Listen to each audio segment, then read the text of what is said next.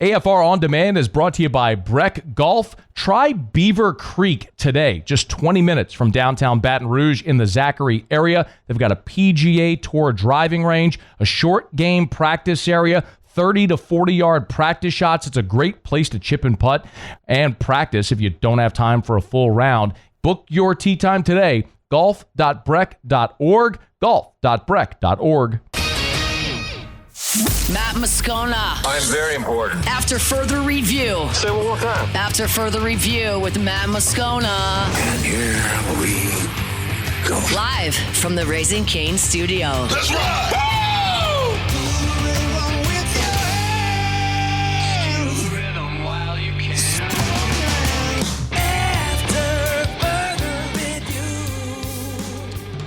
Hour 2, off we go. Welcome aboard. Glad you're with us. It's AFR, presented by Decision Critical Concierge Nursing. I'm Matt. Love you, Matt.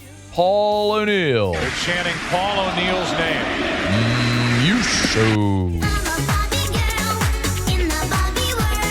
And Mr. Toby Tomlin.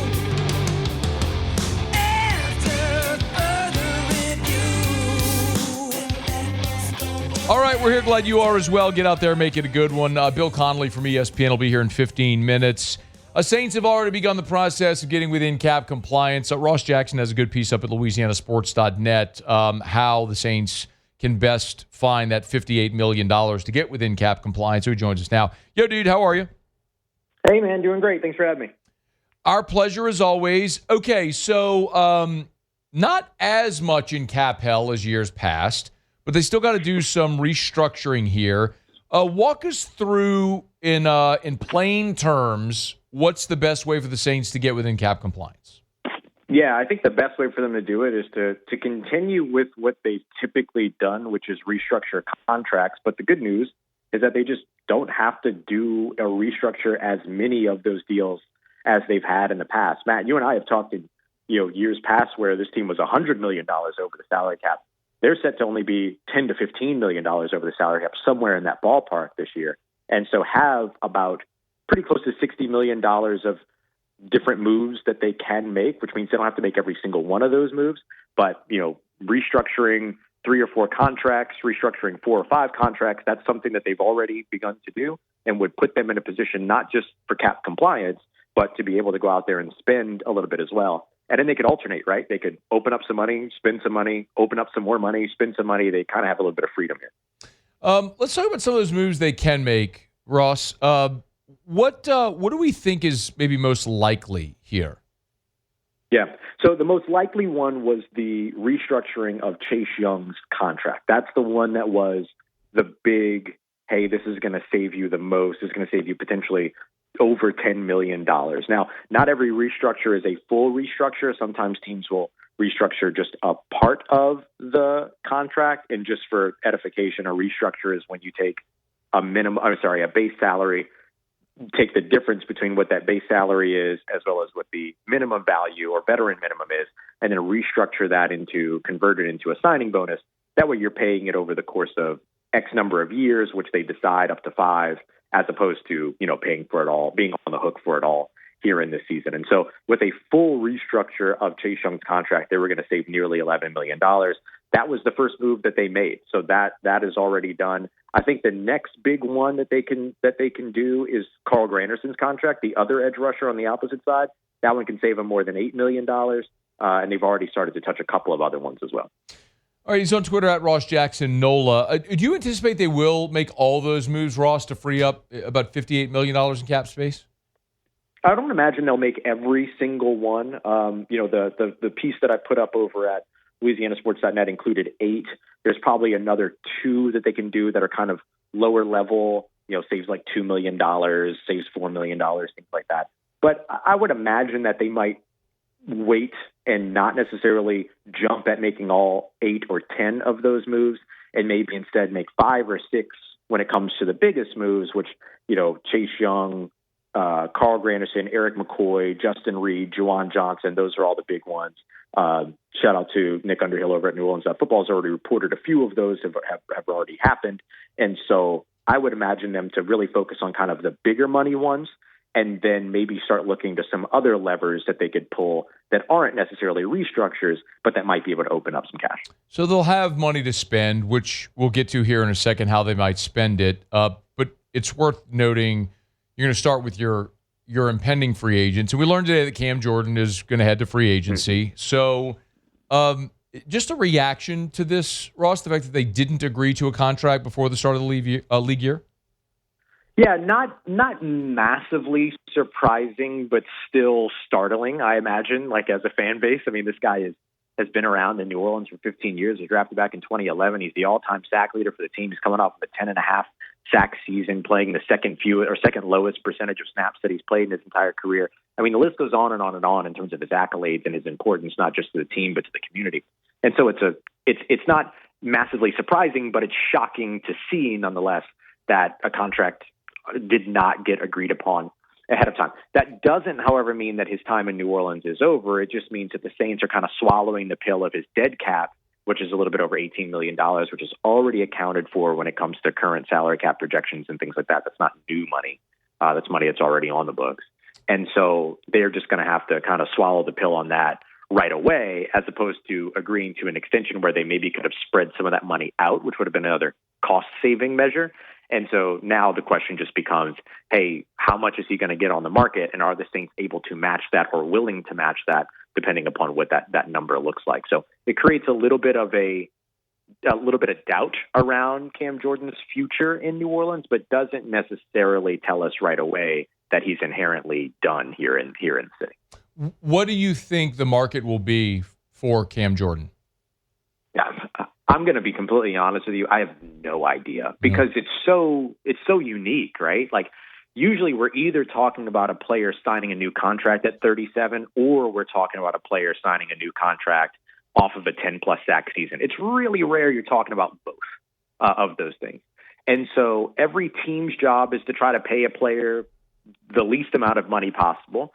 Every player representation's job is to get that player as much money as possible. And so the number is going to be somewhere in between a $37-year-old contract and a 10-plus sack contract. And that's a really wide berth to try to find, like, where's the middle ground there. And so I think teams are going to want to pay him more on his age than his production because they're going to be looking, hey, what's your value ahead versus what was your value before? Because they want to pay you for what you're about to do, not what you've already done.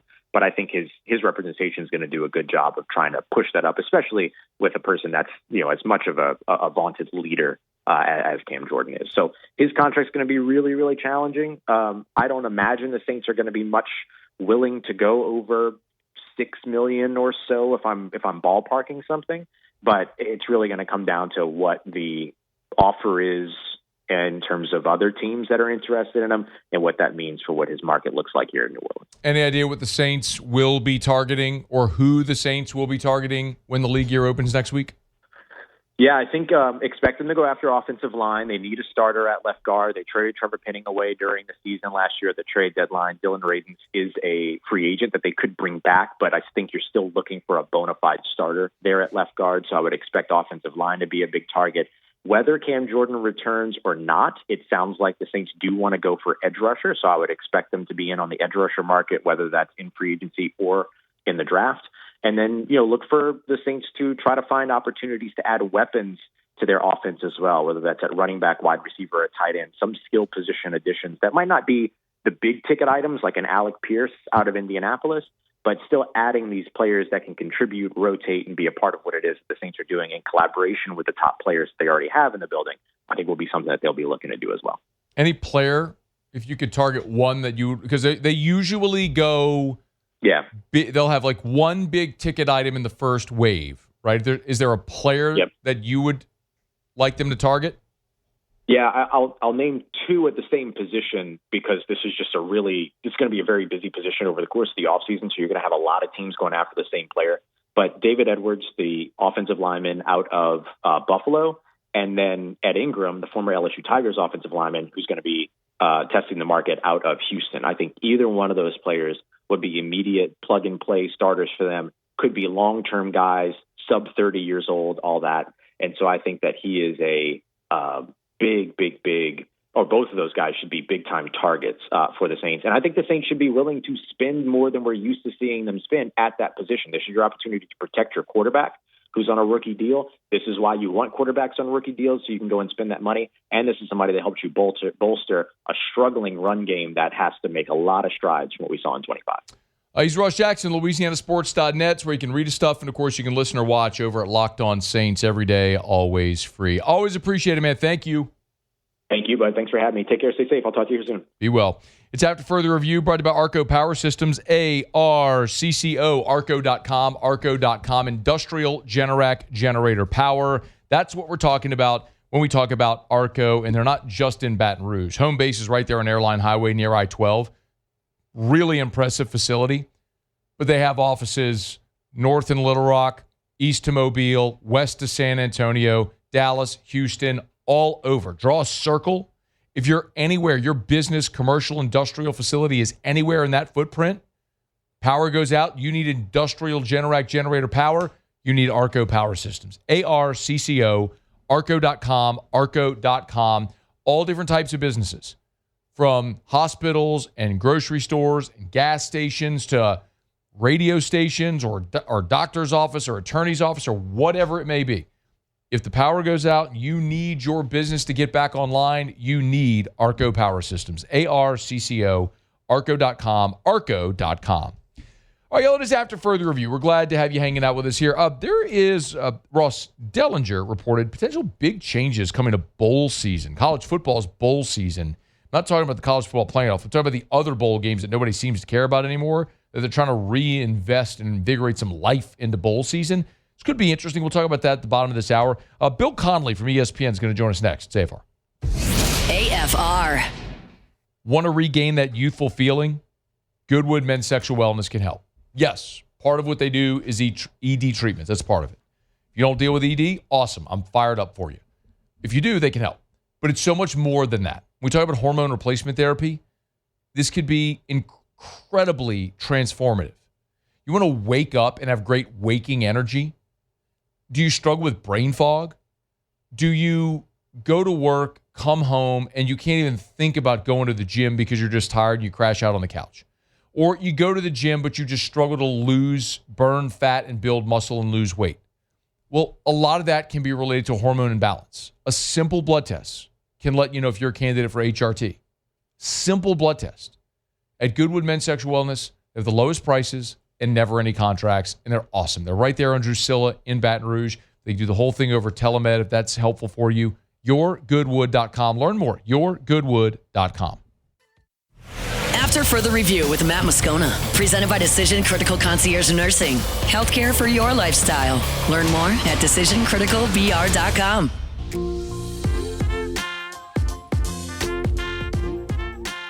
Every year, Bill Connelly puts out his SP Plus rankings for college football teams, something we always kind of dive into. It's an interesting metric to consider. Well, Bill here today has taken a crack at ranking all 68 Power 4 quarterbacks for the Power 4 college football teams. Bill's good enough to join us for a couple minutes here. Bill, always appreciate it, man. How are you? Pretty good. I'm addicted to getting yelled at, apparently, is what we learn each off season. You're a masochist. I don't know why you do it, but it's you just love pissing people off. But it's interesting conversation, and it's not. You correct me if I'm wrong, Bill. Maybe you could speak to this, like how you put together this list. So it'd be a lot easier if you just come up with like a formula or a set of criteria and then just spit the list out and go. But I never really enjoy those lists very much. So it's really kind of for any sort of ranking the whatevers in the off season that I do, you basically start with numbers that, like in this case, maybe start with total QBR and then just start moving guys around based on this or that. And so it really probably strayed pretty far from stats in certain places just because of the eyeballs or whatever. But it usually starts with stats at least. So is this using your SP Plus ranking for quarterbacks? Not really. I mean, for some guys, maybe I bumped them up because they led a good offense or something like that, or something to that effect. But for the most part, this one was dealing more primarily with just the basic volume stats, and then the fancy stuff like total QBR. So C.J. Carr from Notre Dame tops your list. Why? That surprised me too, actually. Like he was obviously good. Like there's no getting around that. He was whatever he was, single digits in total QBR, I believe. But just the fact that he looked like a redshirt freshman for about 2.5 quarters last season, and then pretty much, almost let it come back against Miami, 40-something points against Texas A&M, and just really the fact that he had this great run game, and so he got a little overlooked, but they had the best 3rd and 7 or more conversion rate in the country. Like anytime he really had to go out and make a pretty tough throw, he did it. And I think, as a redshirt freshman, he looked like nothing like a redshirt freshman by the end of the season. So I'm pretty optimistic. I a little bit more running, a little bit more mobility might not be the worst thing in the world, but he was dynamite last year. So you started with numbers and then made adjustments based on eye test and opinion? Yeah, basically, eye test and just random impressions and whatnot. So, he was going to be near the top of the list regardless, but then I kind of shuffled things around just based on whatever impression I got. And Julian Saying was the same way. Like he, I think if I recall correctly, he's probably the best returning quarterback in terms of last year's. I know Mayava, I guess, is number 1 in total QBR.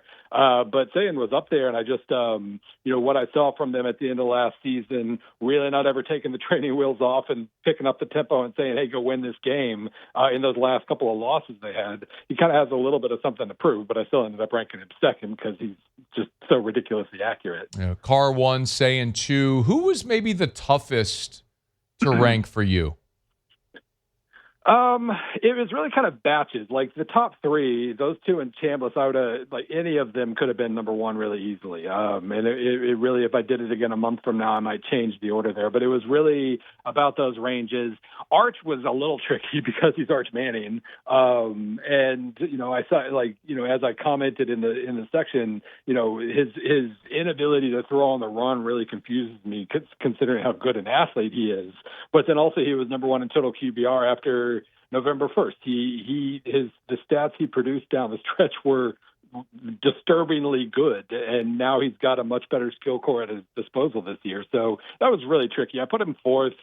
I got yelled at because he's not number 1. I've gotten yelled at because he's anywhere in the top 20. So there was no getting that one right. So I just stuck him 4th. Bill Connelly's with us, ESPN.com, at ESPN_Bill C, if you want to give him a follow. LSU folks are going to want me to ask about Sam Leavitt, who you have 14th on the list. Why?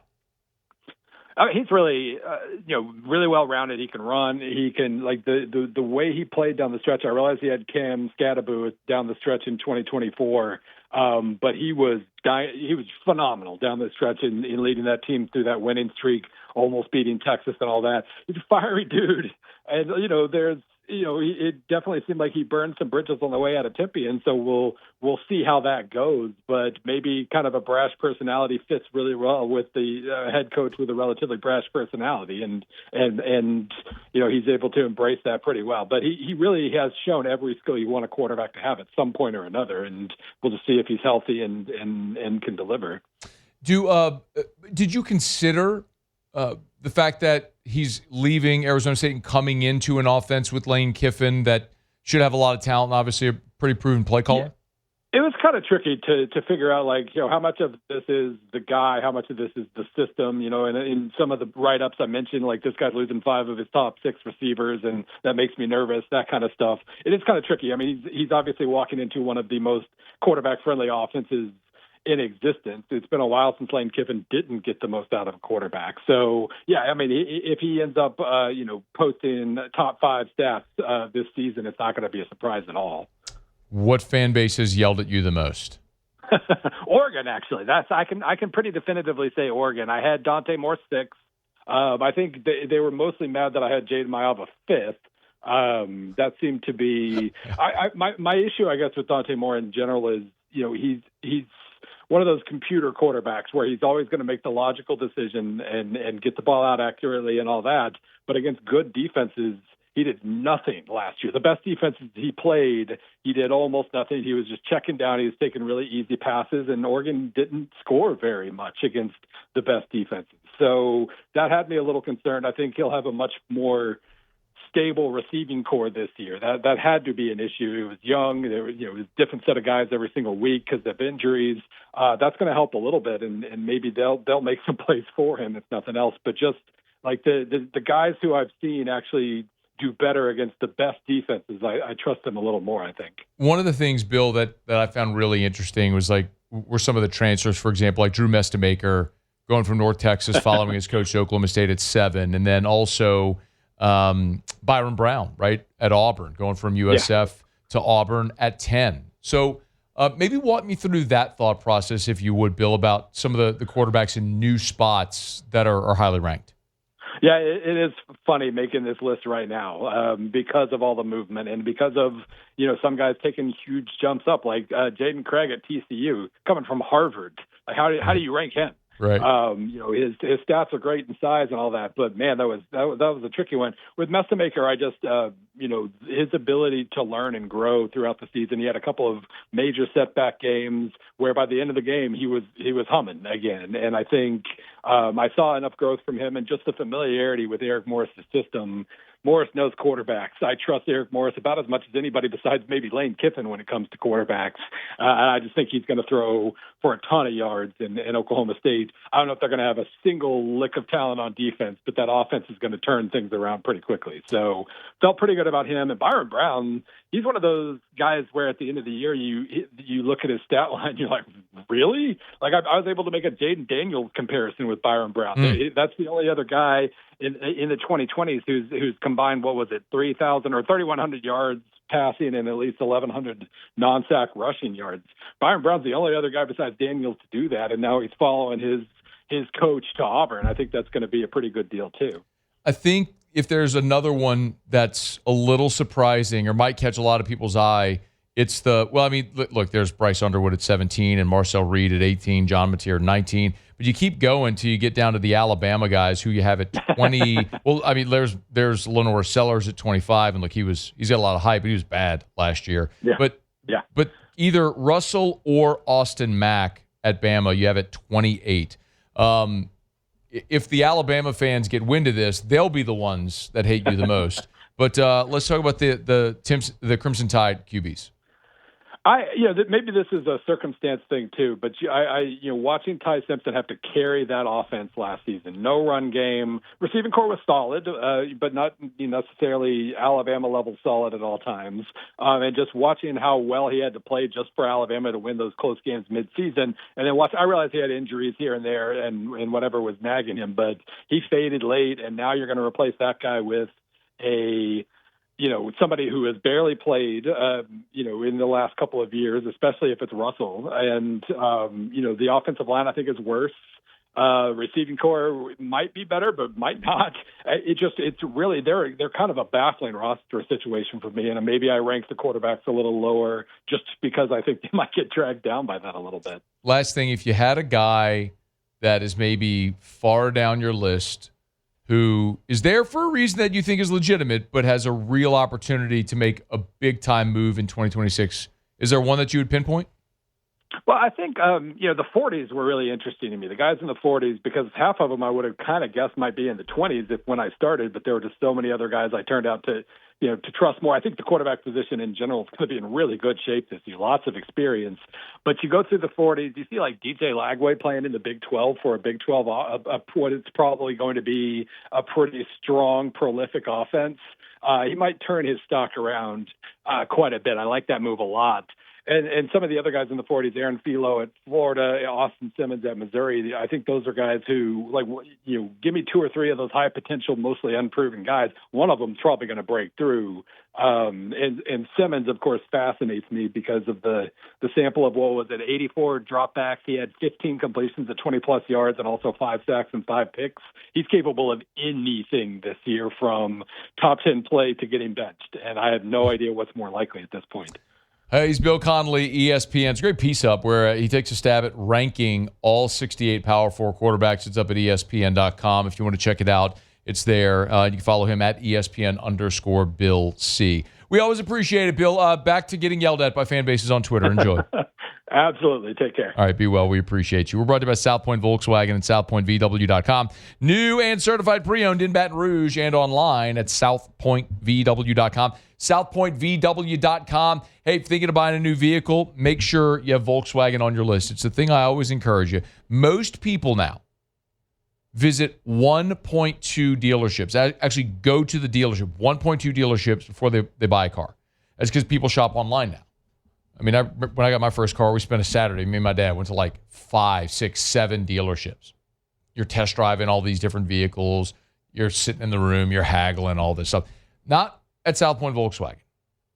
Go to the website, shop the inventory. All the deals are there. 3.49% APR for 72 months right now on a brand new Jetta. You go check it out. You want to shop their entire inventory? If it's on the lot, it's online. SouthPointVW.com, SouthPointVW.com. Super easy. Year, make, model, body style, price. It's all right there. You can buy new or certified pre-owned. Work out your financing online. Louisiana's largest volume Volkswagen dealer is South Point Volkswagen. So check them out online today. South Point Volkswagen. What's your direction? All right, let's after further review, halfway home. Chris Marlar will be with us in 30 minutes from right now. Of course, Chris is our SEC writer over at LouisianaSports.net. A couple things I wanted to knock around. Heading into the final weekend of SEC play for basketball, Chris has been covering the SEC for baseball, so it would have been the early storylines in baseball around the league for 3 weeks, and you already have some SEC football teams hitting the field for spring already. So we'll talk about that with Marlar here in about 30 minutes from right now. All right, let me knock out a quick break. When we come back, Ross Dellinger has a piece up today about the possibility of some interesting changes to college football's bowl season. Not talking about the playoffs. I'm talking about the bowls now that nobody cares about anymore, about trying to make people care about these bowl games again and how they may do it. And there's one monkey wrench, though, that's still thrown into this entire proposal. We'll get to that as we continue here at AFR. AFR. Need help hiring? Glow Resources can do it. GLO, glowresources.com. Maybe you don't even know you need help hiring. I'm talking to you, the business owner, the hiring manager, the ops manager, the vice president, the HR manager, whoever it may be. If you're the person in your organization responsible or partly responsible for hiring, and you're struggling to find people that are efficient, that are on time, that maximize productivity, Glow Resources can help. And it doesn't matter what industry, what job. They specialize in skilled blue-collar labor. So if you need that welder, pipe fitter, the heavy equipment operators, Glow Resources can find those people for you no matter where you're looking or where the job is. I mean, they'll find people in Florida to work in California. They can help with relocation and all that sort of stuff. It's Glow Resources. And their professional placement division helps with any type of office job.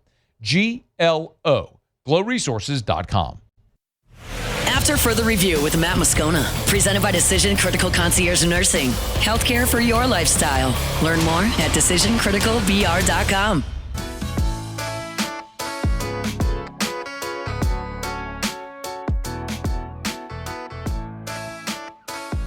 So Ross Dellinger has a piece up at Yahoo. It's free if you want to go read it. Everything at Yahoo's free. One of the reasons I like Yahoo. There's a group of college football leaders that are trying to propose a restructuring of college football's bowl games outside of the bowl games that are participating in the college football playoff. The old New Year's Six, which are now the quarters and the semis for the 12-team college football playoff. Basically, what happens to the other bowl games.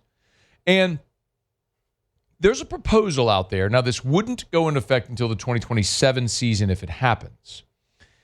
They're proposing a consortium of 10 bowl games that would pit power conference programs. So, and it would be sold on the open market. So it's the SEC, ACC, Big Ten bowl tie-ins, all that stuff would go away. Basically, you would have these 10 bowl games with the Power Four, Big 12, SEC, ACC, Big Ten. These 10 bowl games would basically conspire to create really intriguing matchups from any of the teams not in the playoff from those Power Four leagues to create games people would want to see. Now, that could create some Really? I mean, what if like LSU was playing in San Diego in the Holiday Bowl against Southern Cal? Like that's in theory something that could happen, right? Just a hypothetical. They're also talking about maybe increasing the threshold for a bowl game from 6-6 to 7-5. And listen, Ross notes in this story, the top 10 most watched bowl games outside of the CFP, average TV rating was 5.8 million. That's more than the Western Conference Finals a year ago. And as we've seen, like with the NFL, when you have a bidding war for rights, for media rights, you might see things like Amazon or Netflix, maybe one of the streaming services that could jump in and want to buy that. Because still the most valuable entity in television is live sports. That's not an opinion. It's a fact. It's why you see rights fees continuing to increase, because it's the only thing that still creates appointment viewing. Everything else is on demand. You know that with streaming. So, but there's one gigantic hiccup here that isn't addressed. I'll get to in a second. But when they look at these potential deals, some bowls are folding. The Los Angeles Bowl, Detroit Bowl, the Bahamas Bowl is relocated. And they're looking at the future rights deals and how they can make this happen. And the payouts, the reason the schools would be interested in this is when you're talking about creating more interesting matchups that you put to bid for the TV markets or for the TV networks or the streaming platforms, you're going to get, in theory, a higher number. So the bowl payouts range from $250,000 up to $8 million for the non-college football playoff games. So in theory, what if you could take 10 games that all pay out $8 million, right? If you have a better matchup, better time slot, better venue, better streaming service platform, TV slot, whatever, right? All that financially would make a lot of sense for the Power 4 schools. There's one gigantic problem. Anybody want to guess? Anybody want to guess what it is? Muse, Pauly, either you want to guess what the gigantic problem is with this proposal? What's still the biggest problem with bowl season? What's the biggest problem with bowl season? Oh, Lord. What's the biggest problem with bowl season? The money? The people have to make their money? What's the biggest problem with bowl season? Opt-outs? Hot damn. Pauly gets a gold star. Give him a ding. I'll give him a ding. Give him a ding. Here, Paul. This is great. You'll have more intriguing matchups with uniforms that you recognize. Who's wearing the helmets? You're not incentivizing the players to play. You have massive, wide, sweeping opt-outs in bowl games. What does it matter if you're playing in the Texas Bowl, again, if it's LSU against Houston in the Texas Bowl, or if it's LSU against Washington in the Holiday Bowl, or whatever it may be? If you're Garrett Nussmeier, I'm using him as an example from this year, or any of the Jack Pyburn, who are the guys that opted out from LSU's bowl game? AJ Halsey.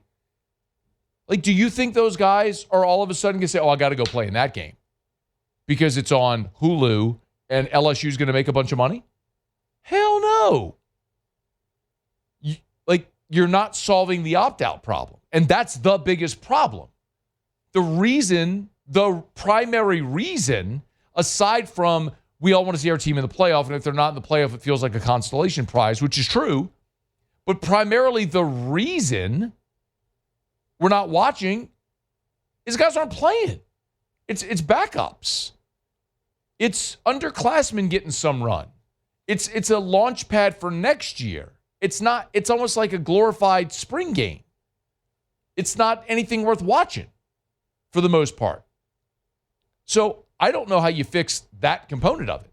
Because again, you're not incentivizing the guys to play. Now, if you're going to make all this extra money and you're going to pay the players to play in the game, maybe you'll get more participation. But until you fix that component of it, and the only thing that would get them interested is financial. The reason guys opt out is they don't want to risk injury when they're getting ready to go to the NFL. Period.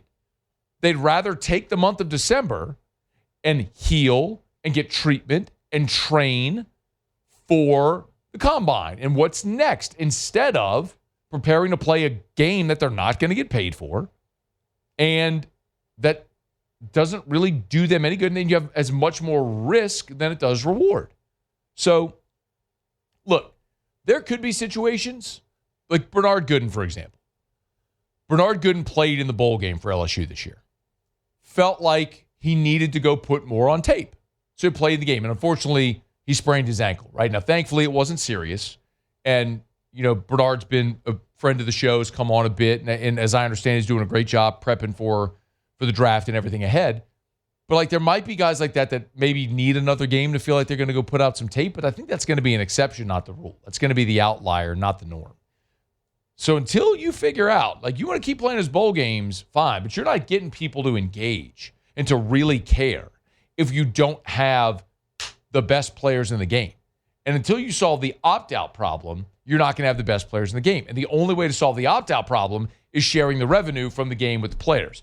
And I don't know how you do that in a way that is attractive enough to get guys to stop opting out of the bowl games. So on its face, sure, it's an interesting proposal. Practically, it's not going to work because, yeah, the uniforms against each other look good. The names on the marquee, you got to have the right players, and you're not going to have them. All right, it's out to further review. Glad you're hanging out with us here. Well, I always love telling you about Decision Critical Concierge Nursing, title sponsor of our Thursday shows. Blaze and her staff are awesome, man. Blaze just started Decision Critical, and really their inflection point came during COVID when people, you couldn't go out. Maybe people needed COVID tests, and they were able to provide a concierge service. Well, then it started to be like, well, what else do you do? Well, they do everything. What do you need? It's health. It's not just healthcare. It's healthcare for your lifestyle. Are you bringing home a baby, a newborn, and you need to sleep at night? Well, their nurses can come and take care of the baby while you sleep.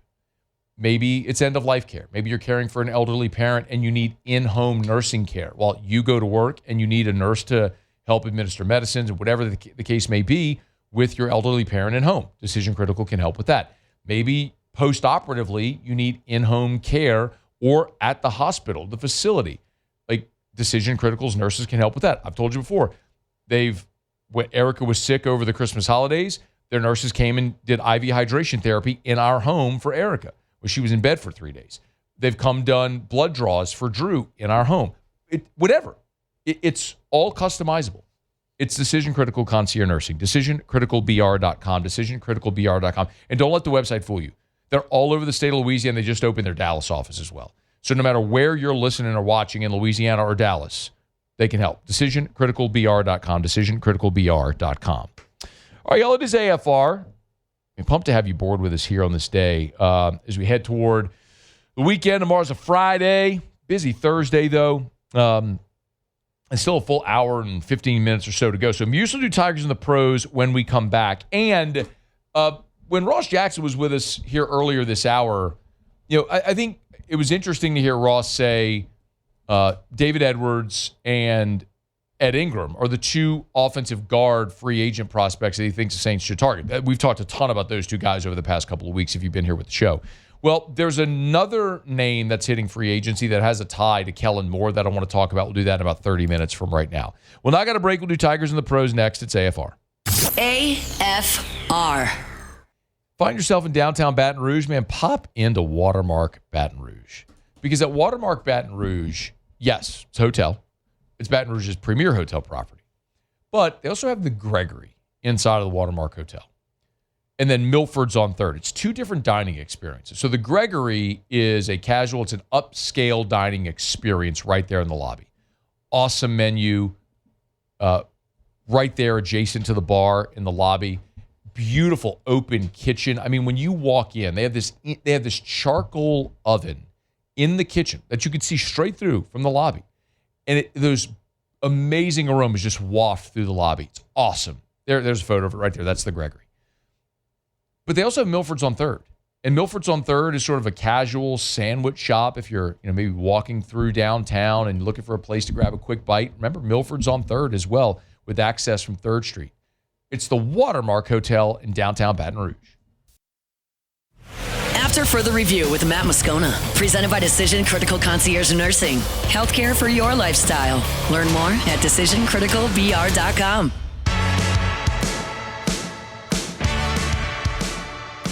Got a text from Jim from the show text line. Maybe you can always text 225-396-4400, 396-4400, 396-4400.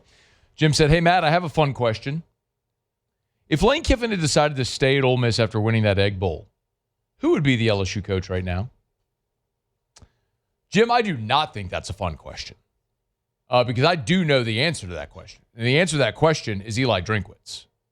And I'm going to tell you something, man. You want to talk about a hire that would have gone over like a fart in church? Fire Brian Kelly, pay him $54 million to go away, and then hire Eli Drinkwitz from Missouri.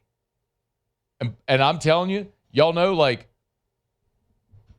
we broke the Brian Kelly news at LouisianaSports.net. I was all over the Kiffin stuff the whole time. I ain't guessing. Eli Drinkwitz was next. And I'm going to tell you, who as sure as what did our poll question finish, Muse? Can you check our poll question from yesterday? So I asked you a poll question yesterday. Would you want LSU to rehire Will Wade? I told you it'd be 85% yes would be the answer. And I was sure of it. Like that LSU fans would overwhelmingly be in favor of that. What did it end up? 89%. Okay, so I was right on it. As sure as I'm telling you that LSU fans would be fired up collectively to have Will Wade back, I'm telling you, if LSU had hired Eli Drinkwitz, you probably would have had a negative response.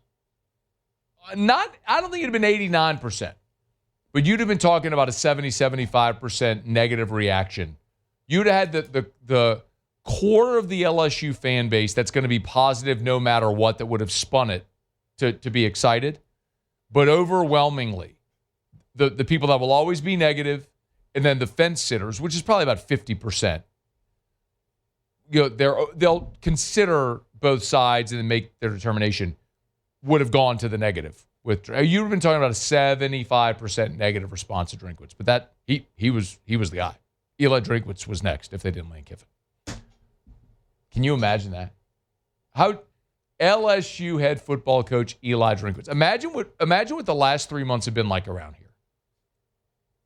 The euphoria, all the Kiffin mania. Now imagine if you had that nerd from Missouri. Good football coach, but a nerd, right? We agree. He's a nerd. He's a giant nerd. Absolutely. The guy's name is Elia. He's a giant nerd. Just a little bit of a different vibe around these parts. So I do not think that's a fun question, Jim, at all.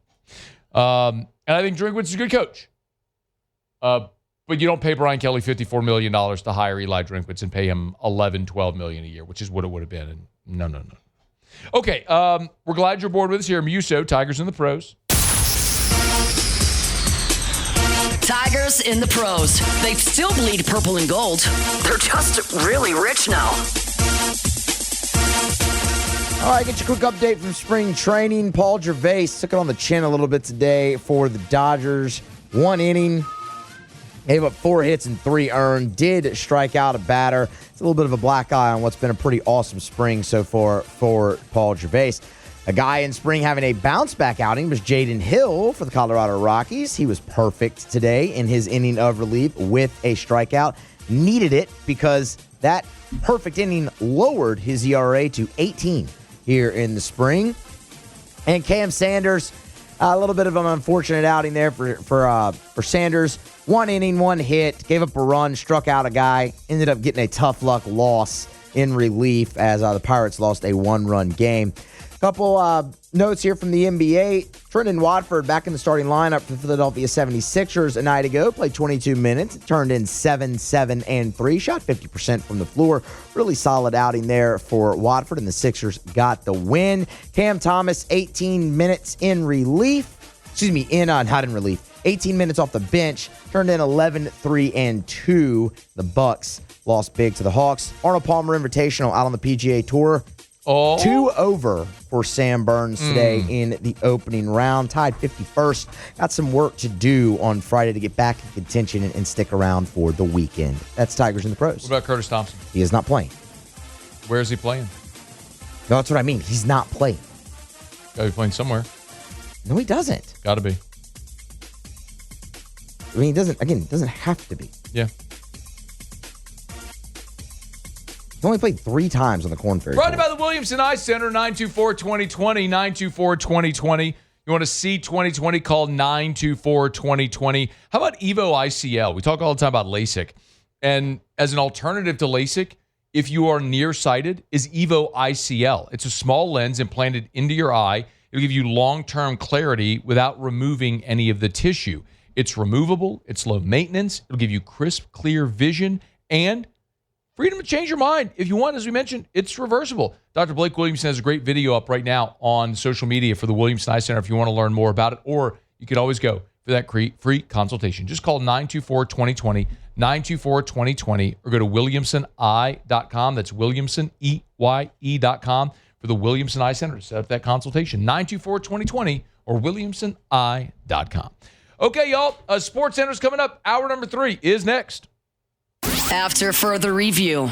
Tomorrow is a Friday in Lent, which for a lot of practicing Catholics, or for all practicing Catholics, would mean no meat. So you're probably looking for a seafood option. Great, go to Supper Club. Matt, I thought that was a steak place. Yes.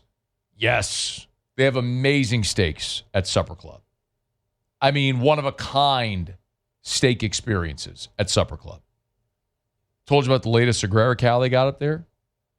Unbelievable. The best marbling that they've ever had from a Sagrera cow. But the everything experience at Supper Club is one of a kind. The Ora King salmon, the Chilean sea bass. They've got scallops. They've got Alaskan king crab legs from the boats from the show The Deadliest Catch. Y'all, stone crabs. Out the water yesterday, on your plate today. SupperClubBTR.com. Remember this Lent, SupperClubBTR.com.